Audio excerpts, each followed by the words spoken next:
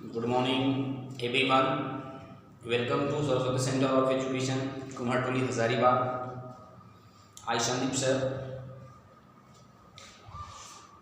उम्मीद करते हैं आप लोग सब ठीक ही होंगे, है ना। आप बोर्ड में जैसा देख रहे हैं पार्ट 2 केमिस्ट्री केमिकल इक्वेशंस का। इसके पहले पार्ट 1 वीडियो आपका आया था केमिस्ट्री का chemical reactions and chemical equations. Students, आप मेरी बातों को ध्यान से अगर सुनेंगे और ध्यान से वीडियो को वॉच करेंगे और बिना स्किप किए हुए, तो कोई ऐसा टॉपिक नहीं होगा दोस्त कि आपको समझ में नहीं आएगा। सारे के सारे टॉपिक आपके माइंड में डायरेक्ट जाएगा और किन्हीं की हेल्प लेने की जरूरत नहीं है। अगर आप कॉन्सेप्ट अगर यहाँ से कैच कर लेते हैं तो, और जहां तक रही बात का एग्जाम की, तो आप आराम से उसको फेस भी कर लेंगे। तो आप ध्यान देंगे केमिकल इक्वेशन जैसा टॉपिक है,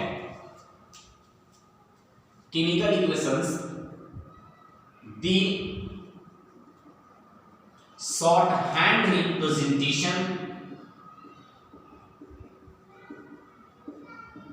रिप्रेजेंटेशन ऑफ केमिकल रिएक्शन, है ना। रिएक्शंस को शॉर्ट फॉर्म में स्टूडेंट्स आप ऐसा भी इंडिकेट कर सकते हैं। तो the short hand representation of chemical reactions into their symbol and फॉर्मूले of the substance called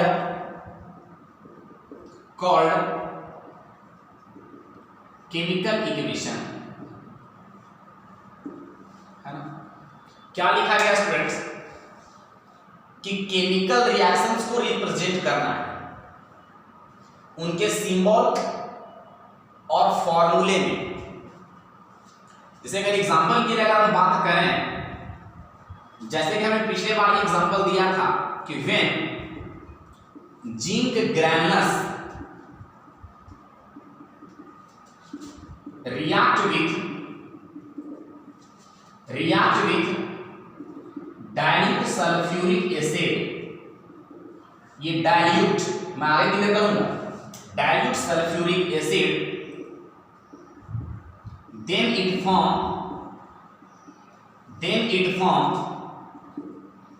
zinc sulfate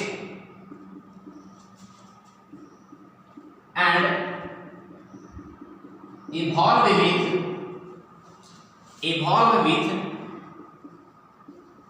hydrogen gas। Students, अब यहां पे ध्यान देंगे कि एक केमिकल रिएक्शन लिखा गया है इतना लंबा वर्ड फॉर्म में, इसका शॉर्ट हैंड रिप्रेजेंटेशंस करना है इनके सिंबल और फॉर्मूला में। जैसे आप सिंबल और फॉर्मूला में अगर आप इसे रिप्रेजेंट कर देते हैं इस केमिकल रिएक्शंस को, तो इसे हम लोग क्या कर लेते हैं केमिकल इक्वेशन, तो इसे हम लोग केमिकल इक्वेशंस ही कहेंगे। दैट इज अब इसका शॉर्ट हैंड रिप्रेजेंटेशंस करें सिंबल और फार्मूला में। अगर एलिमेंट होगा तो सिंबल देंगे और कोई सबस्टेंस होगा तो फार्मूला देंगे। जैसे कि जिंक ग्रैनुलस Zn किससे रिएक्ट किया, तो डाइल्यूट सल्फ्यूरिक एसिड का केमिकल फार्मूला H2SO4। तो ये क्या बन जा रहा है दोस्त, आप लोगों ने पढ़ा था कि Zn का प्लस H का प्लस SO4 का माइनस।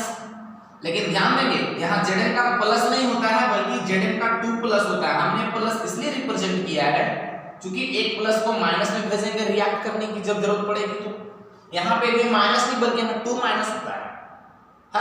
तो हम अभी प्लस माइनस इंडिकेट किए हैं ताकि आप रिएक्शंस कर सकें। तो एक प्लस को आपको माइनस में भेजना रहता है, तो इस Zn को अगर आप माइनस में भेजेंगे तो क्या बन जाएगा ZnSO4, और इधर से अकेला H2 बच गया। कोई इसके साथ अंदर एलिमेंट तो नहीं है जो फॉर्मूले बना सकता है ना। क्योंकि प्लस वाला जो होता है वो लूजर होता है, देने वाला होता है, और माइनस वाला जो होता है वो एक्सेप्टर होता है, वो लेने वाला होता है। तो यहाँ पे तो प्लस देने वाला है लेकिन वो लेने वाला तो है नहीं, तो अकेला फॉर्मूला बच गया, तो हाइड्रोजन गैस इवॉल्व हो जाएगा और जो निकलेगा गैस इसका सिंबॉलिक फॉर्म होगा अपवर्ड एरो। तो बताइए यह एक केमिकल रिएक्शन था, इसको हम लोग शॉर्ट हैंड रिप्रेजेंटेशंस किए इनके सिंबल और फार्मूला में। ये पूरा इधर जितना दिखाई दे रहा है ये वाला पार्ट आपका केमिकल इक्वेशंस, और केमिकल इक्वेशन जिसमें आप लिख रहे होते हैं तो आपको ये पता होगा कि this part is called reactant और this part is called product.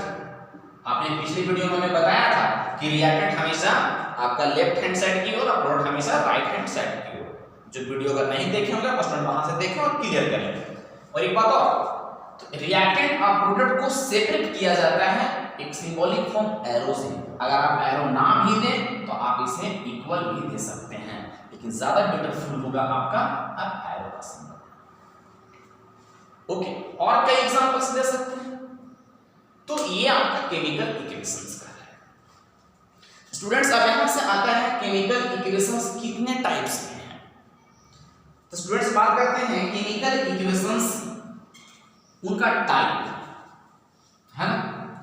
तो कोई भी केमिकल इक्वेशन जो है स्टूडेंट्स वो आपका दो टाइप्स में होगा, एक होगा बैलेंस केमिकल इक्वेशन और एक होगा अनबैलेंस केमिकल इक्वेशन, है ना। अगला टॉपिक होगा हमारा types of chemical equation. Chemical equations कितने टाइप्स के हैं। तो स्टूडेंट्स ये दो टाइप का होगा।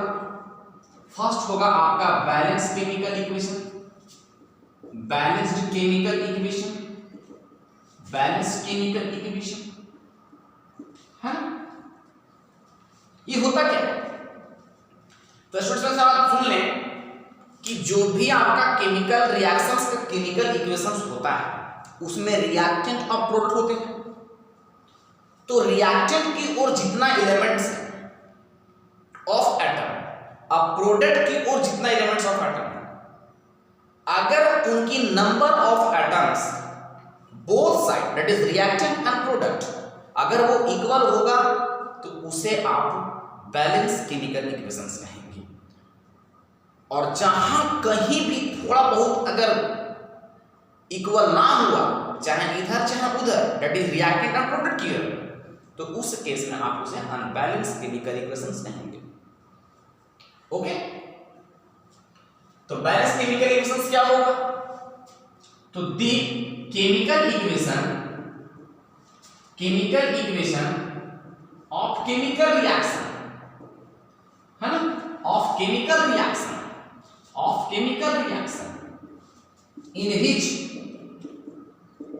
in which total number of each atom in reactant always equal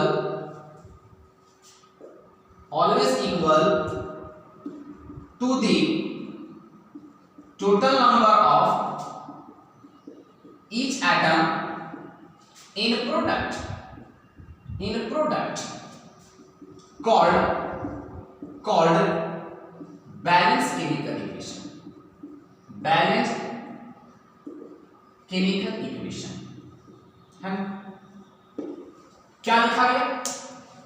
तो केमिकल रिएक्शंस का केमिकल इक्वेशन जिसमें कि रिएक्टेंट की ओर टोटल नंबर ऑफ एटम प्रत्येक एलिमेंट का, है ना, इक्वल होगा प्रोडक्ट की ओर टोटल नंबर ऑफ एटम की।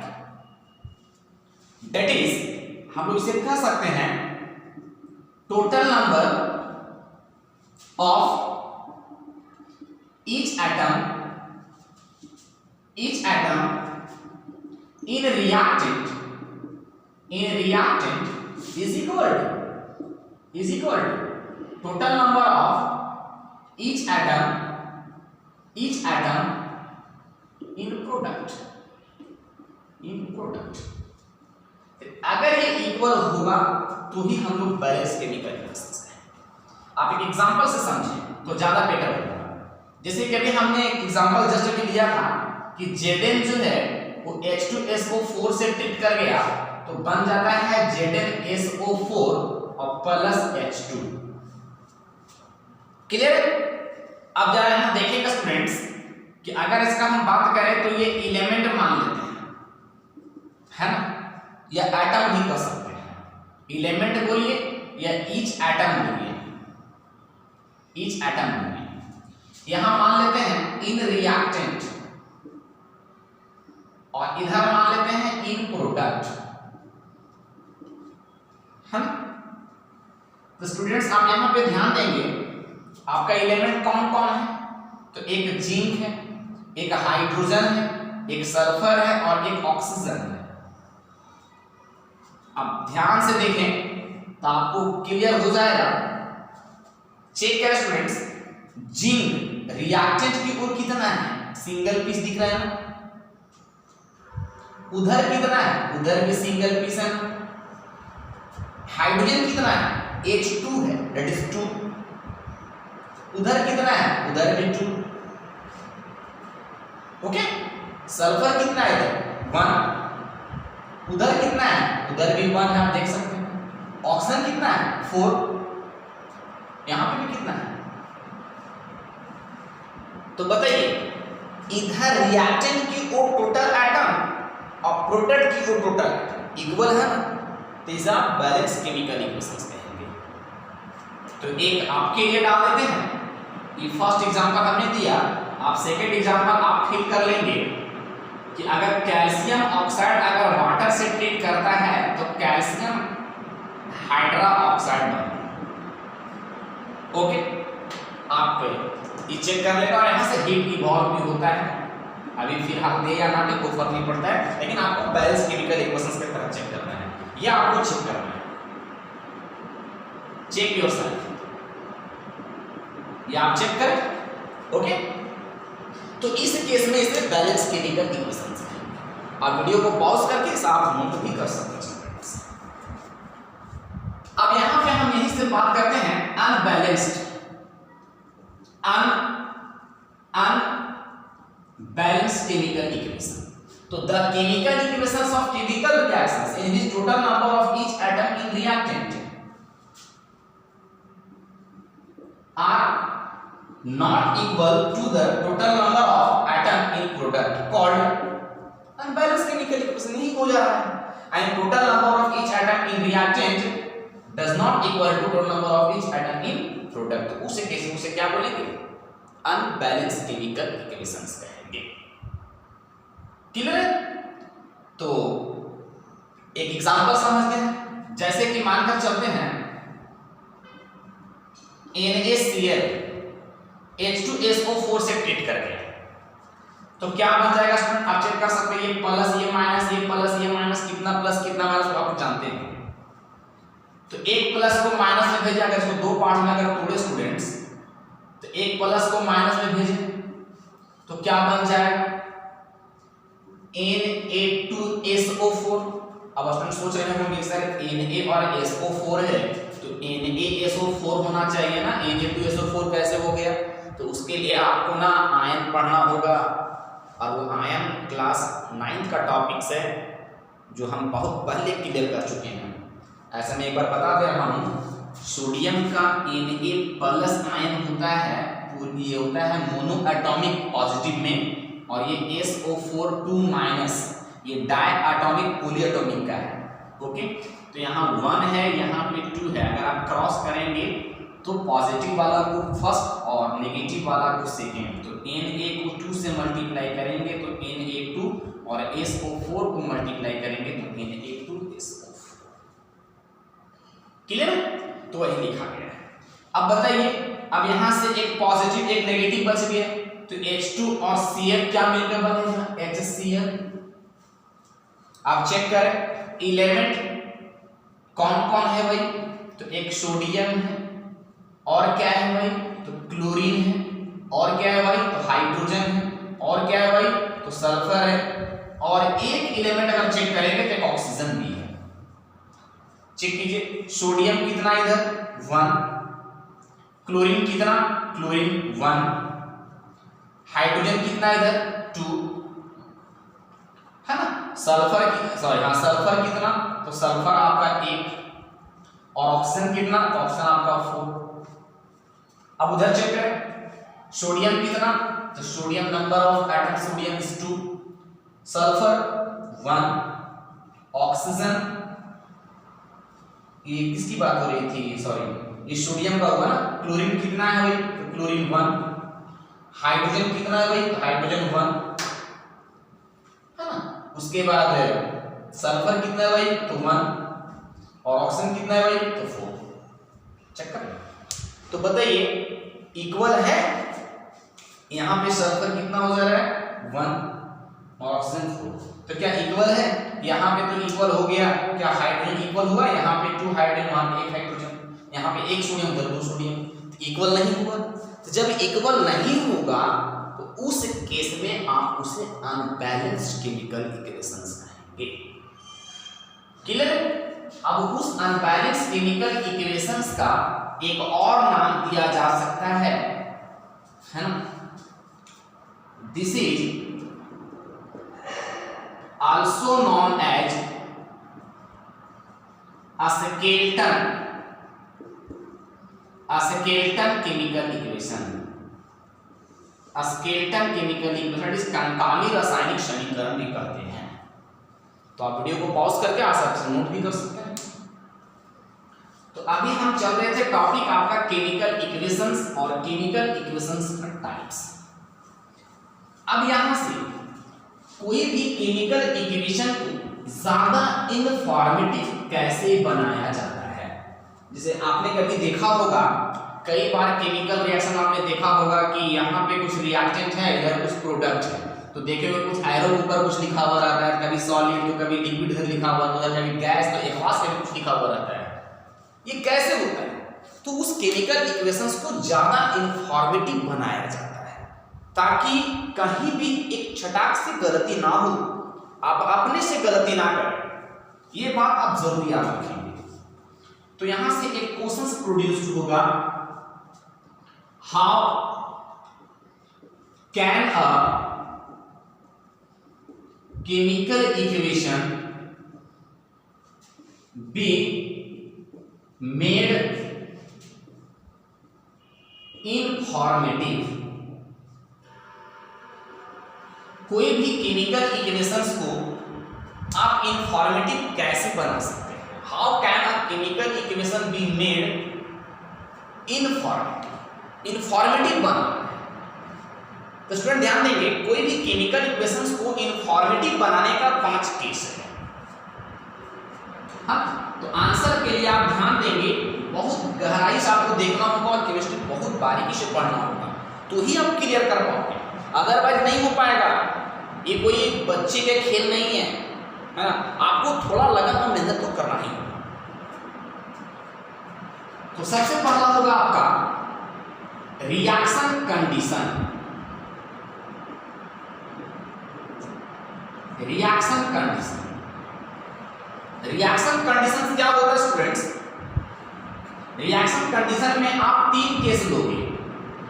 फर्स्ट आपका आप टेम्परेचर यानी T डिग्री मान लेते हैं। सेकेंड लोगे प्रेशर आपका P, और P जब आएगा तो ATM एटमॉस्फेरिक प्रेशर। और एक लोगे कैटलिस्ट में C। यह आपका रिएक्शन कंडीशंस के अंदर है।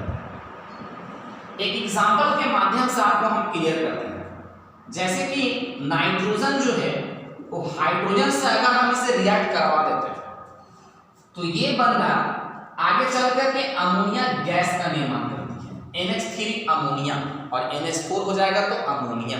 किस केस में अमोनिया और किस केस में अमोनिया होगा, मैं सब एक एक पार्ट धीरे बाय धीरे क्लियर करूंगा। तो N2 और H2 डायरेक्ट अमोनिया थोड़ी ना बन जाता है, तो इसे बनाने के लिए कुछ रिएक्शन कंडीशन डालने होते हैं, जैसे कि 450 डिग्री सेल्सियस पे इसे हीट करना होता है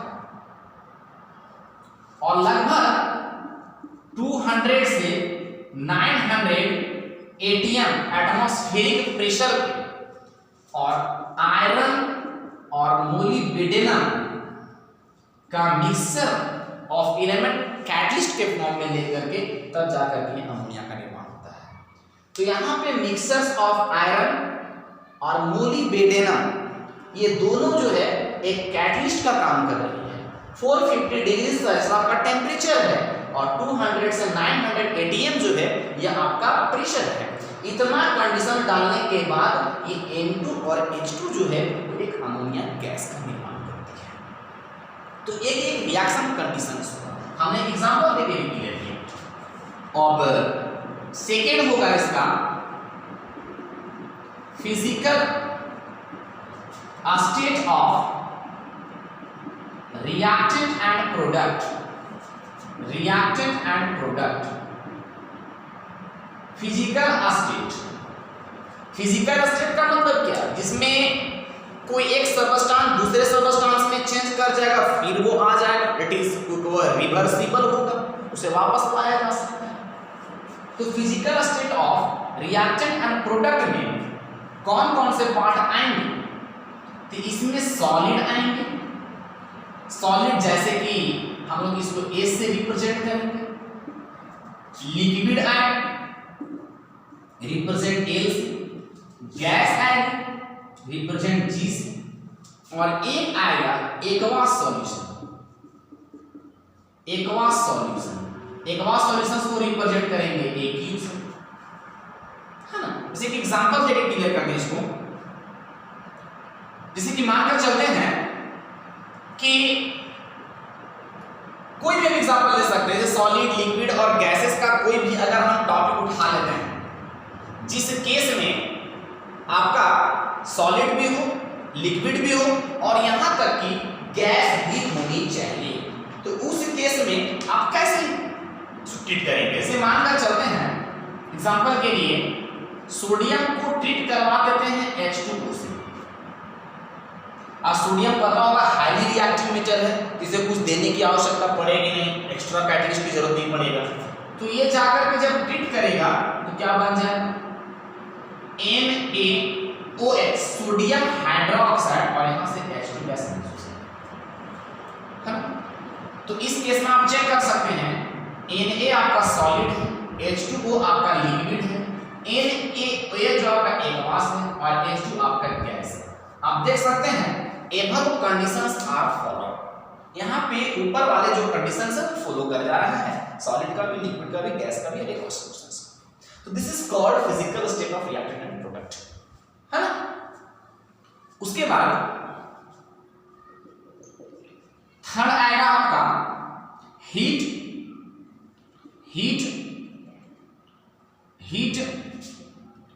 एब्सॉर्ब्ड एंड हीट इवॉल्व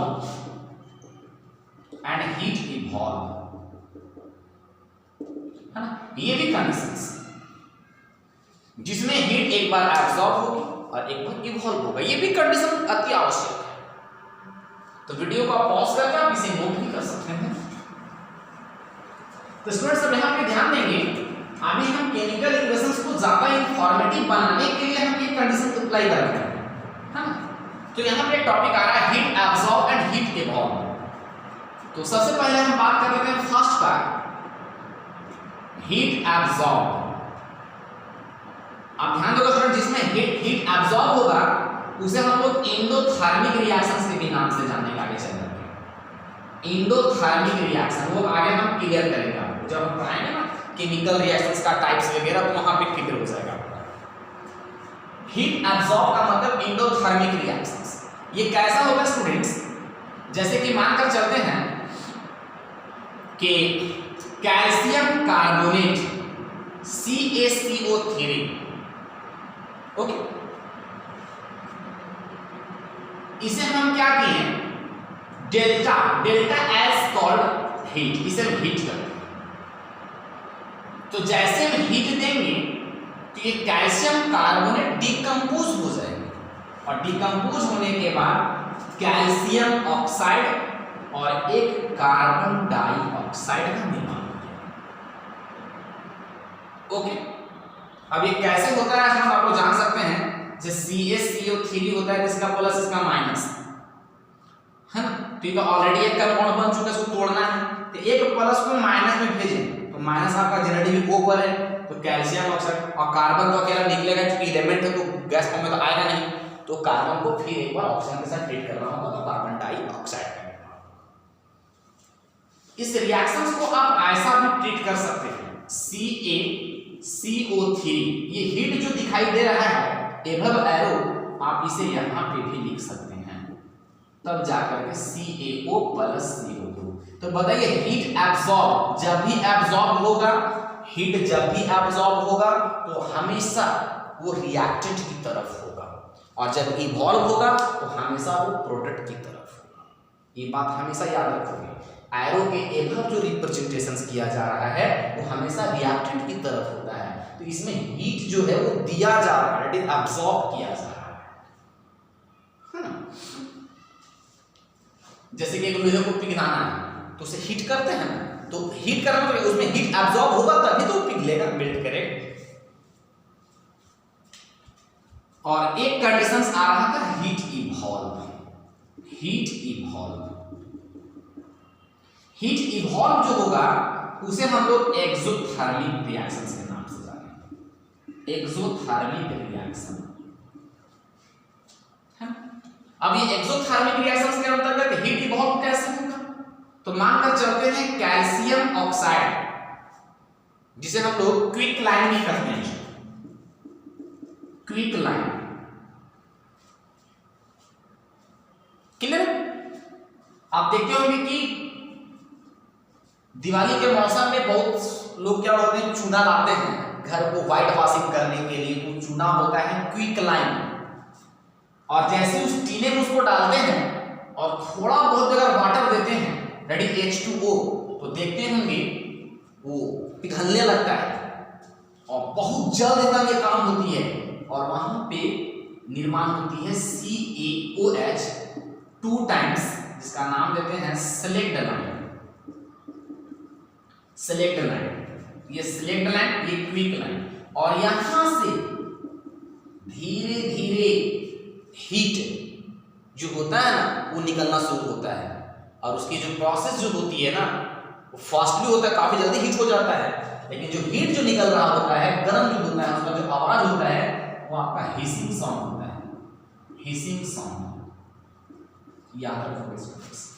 तो बताइए हीट क्या किधर हुआ, उधर हुआ, किधर, प्रोडक्ट की ओर, तो जो प्रोडक्ट की ओर होगा उसमें इवोल्यूशंस ऑफ हीट होगा, है ना, और जिसमें एब्जॉर्ब हो रहा है उसमें एब्जॉर्प्शन ऑफ हीट हुआ, इट इज एंडोथर्मिक या एक्सोथर्मिक। इस कंडीशंस में हीट एब्जॉर्ब और हीट इवॉल्व का कंडीशंस होगा, क्लियर है।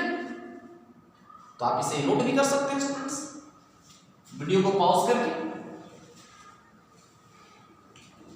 तभी हम बता रहे थे कोई भी केमिकल इक्वेशन को ज्यादा इंफॉर्मेटिव बनाने के लिए 5 केस, अभी हम थर्ड केस तक ही गए हैं। फोर्थ केस क्या होगा, concentration of reactant, concentrations actually students आप याद रखेंगे कॉन्सेंट्रेशंस को शॉर्ट रिप्रेजेंटेशंस हम CONC और डॉट लगा देंगे, इट इज एक एब्रिविएशंस यूज हो रहा है। अब जहां पे कॉन्सेंट्रेशंस होगा वहां पे उस सबस्टेंस में लिटिल अमाउंट ऑफ वाटर जो है वो प्रेजेंट होगी, that is little amount of water present, उसमें बहुत कम मात्रा में आपका वाटर अवेलेबल होगा। और जहां पे अगर हम बात करते हैं डाइल्यूट, तो इसे आप DIL यूज करेंगे, दिल नहीं समझेंगे, डाइल्यूट समझेंगे इसे। इसमें क्या होगा ना, इसमें जो होगा वो large amount of water present होगी, वाटर प्रेजेंट होगी, large amount of water present होगा इसमें, क्लियर है। हाँ, अब यहां से जैसे कि बात कॉन्सेंट्रेशन तो ऐसे एक्चुअली इसको हिंदी में कहा जाता है सांद्र, गाढ़ा, गाढ़ा समझते हैं, और डायल्यूट को कहा जाता है तनु, यानी विरल, यानी पतला। सांद्र का मतलब विरल नहीं बल्कि इसको सघन कहते हैं, यानी ये मोटा, याद रखो, ऐसा भी समझ सकते हैं। तो ये कॉन्सेंट्रेशन ऑफ रिएक्टेंट की तरफ, जैसे कि आप कई एग्जांपल्स भी दे सकते हैं। सपोज करते हैं अगर HNO3 देखिए, तो ये तो आपका स्ट्रॉन्ग एसिड्स है, तो आप इसे अगर DiL लिखते हैं तो इसका मतलब इसमें little amount of water present है। और अगर आप यहाँ पे CONC कॉन कर देते हैं तो आप यहाँ पे अगर कॉन लिखते हैं तब little amount of water present है, और आप डाइल्यूट लिखते हैं तो large amount of water present है। क्लियर? तो ये आपका हुआ कॉन्सेंट्रेशन ऑफ रिएक्टेंट। अब एक आता है रेट ऑफ रिएक्शन, एक आता है रेट ऑफ रिएक्शन। अब रेट ऑफ रिएक्शन क्या होता है? आपने कभी देखा होगा कि कोई भी किसी प्रकार का रिएक्शन जो होता है वो एक्चुअली में कभी फास्ट और कभी स्लो होता है। तो रेट ऑफ रिएक्शंस में जनरली दो वर्ड आएंगे, एक फास्ट एंड एक स्लो। बट ये फास्ट और स्लो जो होगा इसे आप रिप्रेजेंट करेंगे एरो के एबव, फास्ट और स्लो। क्लियर? जैसे एग्जांपल लेते हैं, मतलब और क्लियर हो जाएगा। जैसे कि मानकर चलते हैं HCl हाइड्रोक्लोरिक एसिड और sodium hydroxide, sodium that is very highly reactive metal से है, तो बहुत जल्दी हिट कर जाएगा। ये प्लस ये माइनस, ये प्लस ये माइनस, प्लस को माइनस भेज दो तो NaCl और उधर से बन जाएगा तो H2O। तो ये बहुत जल्दी रिएक्ट कर जा रहा है, तो यहाँ पे आप फास्ट दिखाएंगे और एरो के एभव ही दिखाना होता है फास्ट। तो कोई भी केमिकल इक्वेशंस को ज्यादा इंफॉर्मेटिव बनाने के लिए आपके पास 5 कंडीशंस हैं। फर्स्ट है रिएक्शन कंडीशन, सेकेंड है physical state of reactant and product, third है हीट एब्सॉर्ब या हीट इवॉल्व, है ना, और फोर्थ है कॉन्सेंट्रेशंस ऑफ रिएक्टेंट जिसमें आपका डाइल्यूशंस और कॉन्सेंट्रेशंस का पार्ट आती है, और रेट ऑफ रिएक्शन में फास्ट और स्लो का केस होता है। अब यहां से टॉपिक अलग वे में चलेगी कि कोई भी बैलेंस केमिकल इक्वेशन जो है वो हमें क्या इन्फॉर्म करती है। मान लिया जाए कोई केमिकल इक्वेशंस बैलेंस है तो उससे हमें क्या टीच होता है, क्या सीखता है उससे। कोई भी बैलेंस केमिकल इक्वेशन हमें वो क्या सिखलाती है, क्या बताती है। एक क्वेश्चन आएगा, व्हाट इंफॉर्मेशन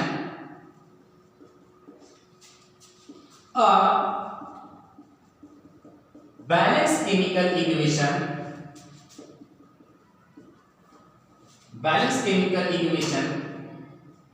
कन्वे, है ना। कोई भी बैलेंस केमिकल इक्वेशन हमें क्या इन्फॉर्म करती है। स्टूडेंट्स अगर कोई भी बैलेंस केमिकल इक्वेशंस है तो हमें वो दो बातों को जरूर बताती है। फर्स्ट आपका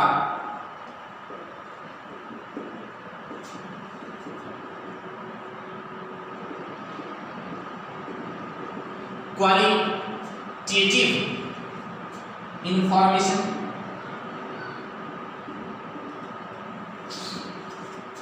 और second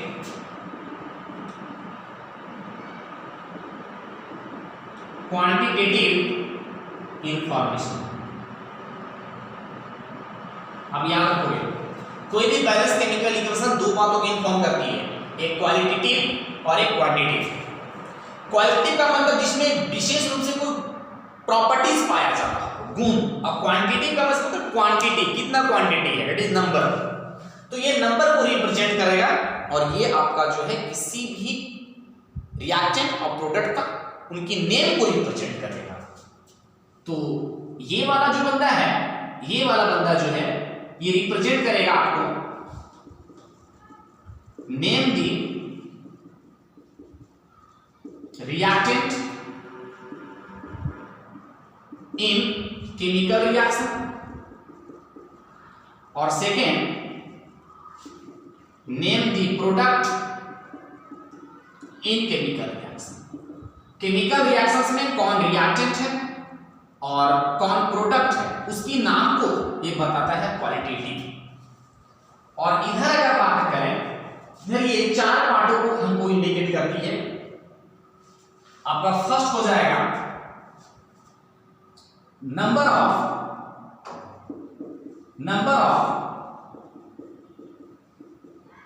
molecules, atoms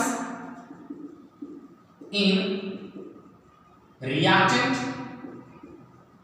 and product, है ना। रिएक्टेंट और प्रोडक्ट की तरफ नंबर ऑफ मॉलिक्यूल्स, कितने मॉलिक्यूल्स हैं और कितने एटम्स हैं, वो बताती है। Second, number of moles in reactant and product. अगर रिएक्टेंट प्रोडक्ट इतना लंबा लिखने से बचना है तो आप सबस्टांस भी लिख सकते हैं। मोल्स आपने पढ़ा होगा क्लास 9th में, और नहीं तो उसका वीडियो जब मैं लेकर आऊंगा तो आपको लिंक दे देंगे, उस लिंक से आप वहां से आप देख सकते हैं और दूसरों को शेयर भी कर सकते हैं, ताकि आप भी पढ़ें और दूसरों भी पढ़ें, ज्यादा बेटर होगा। थर्ड होगा मास ऑफ द सबस्टांस,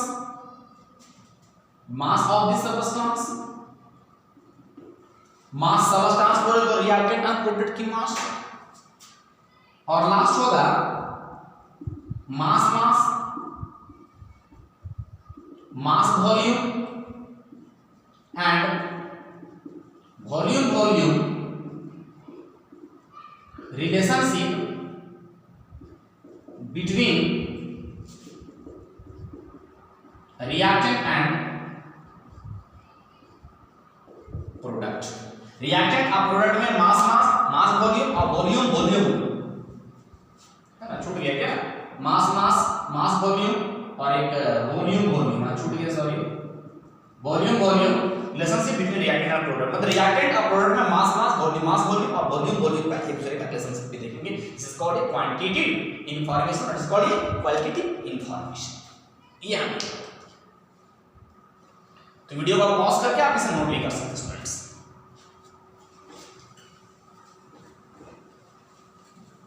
अब अगला पार्ट, कोई भी केमिकल इक्वेशन जो होगा अगर वो अनबैलेंस है तो उसे आप बैलेंस कैसे करेंगे। तो अगला क्वेश्चन आएगा, how to balance a chemical equation. कोई भी केमिकल इक्वेशंस को आप बैलेंस कैसे करोगे, कैसे कर सकते हैं?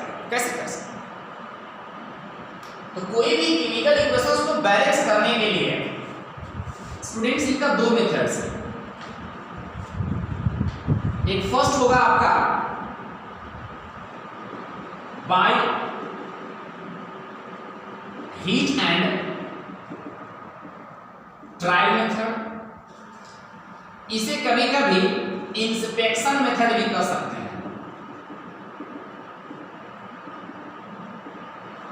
या कभी कभी इसे मास बैलेंस भी कर सकते हैं, या कभी कभी इसे मटेरियल बैलेंस भी कर सकते हैं, है ना। और second by simply method,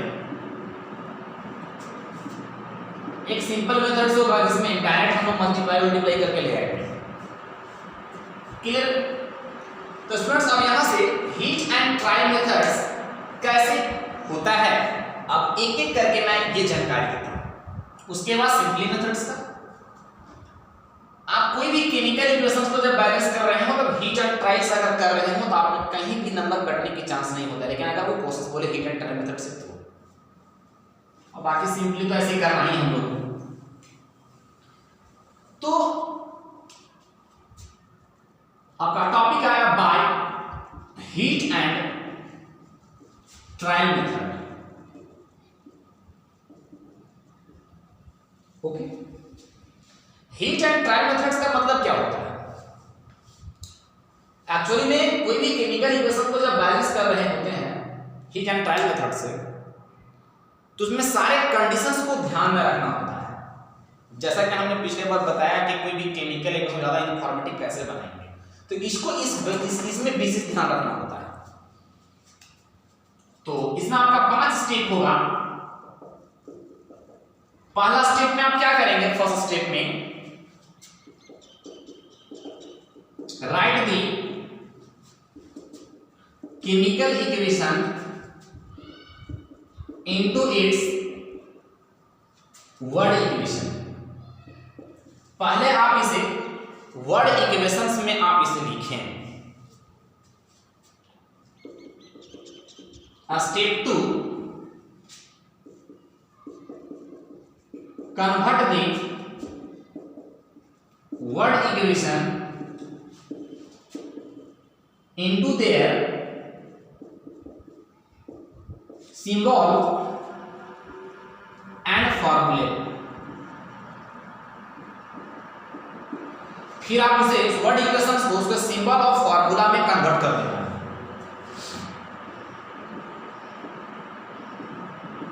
third,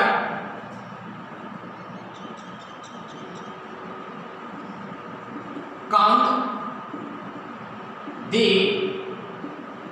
total number of atoms in each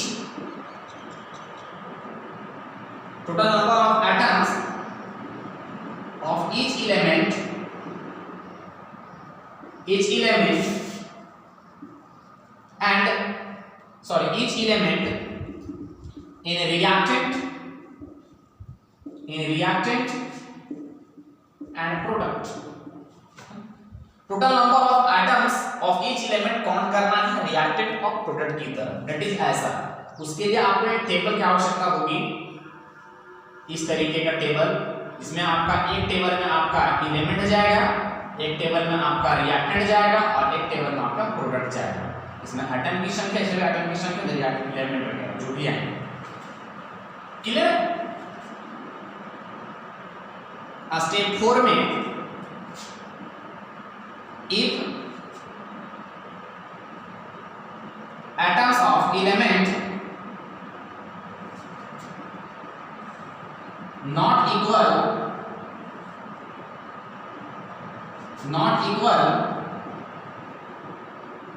in reactant and product, then we have to